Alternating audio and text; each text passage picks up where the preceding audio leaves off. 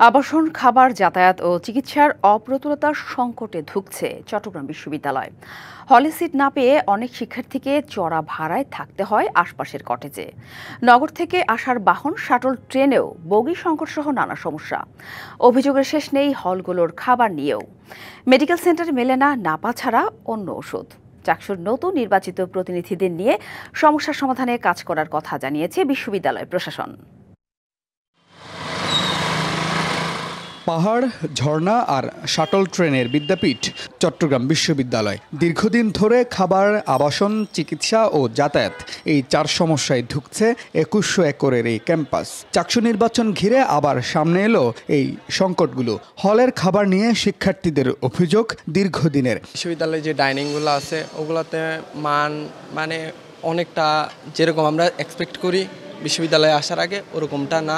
শারীরিক স্বাস্থ্য এবং মানসিক স্বাস্থ্য দুটাই প্রশাসনের কাছে একটা উপেক্ষিত বিষয়ের মতো দাঁড়িয়ে আছে আর কি। এটার প্রতি তেমন গুরুত্ব দেওয়া হয় না। বিশ্ববিদ্যালয়ে শিক্ষার্থী সংখ্যা প্রায় 30,000। ক্যাম্পাসের 14টি হলে থাকেন মাত্র 8,000 শিক্ষার্থী। বাকিদের ভাড়ায় থাকতে হয় কটেজে ও শহরের বিভিন্ন বাসায়।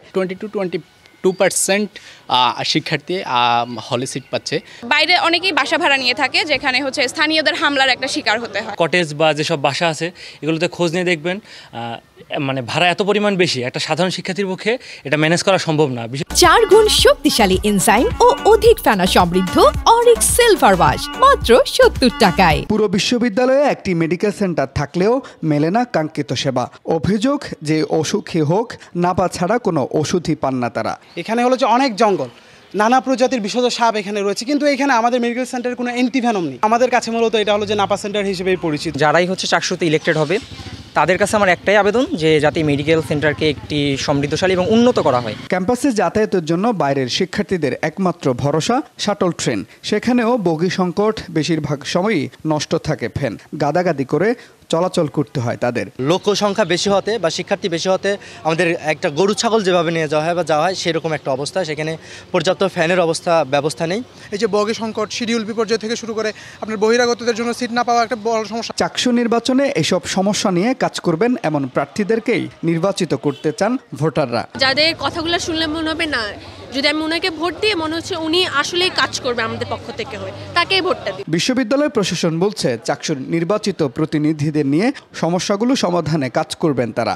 আমি মনে করি যে আমাদের শিক্ষার্থীরা যদি আমাদের সাথে একসাথে কাজ করে, তাদের মধ্যে যে আমাদের গ্যাপ, সেই গ্যাপগুলো মিনিমাইজ হবে এবং আমরা যদি একসাথে কাজ করি আরও খুব সহজে এই সমস্যাগুলো সমাধান করতে পারি। এত সব সংকট মাথায় নিয়েই কাল অনুষ্ঠিত হতে যাচ্ছে চাকসু নির্বাচন। নতুন নেতৃত্ব এসব সমস্যা সমাধানে কতটা ভূমিকা রাখতে পারবে সেটি এখন দেখার বিষয়।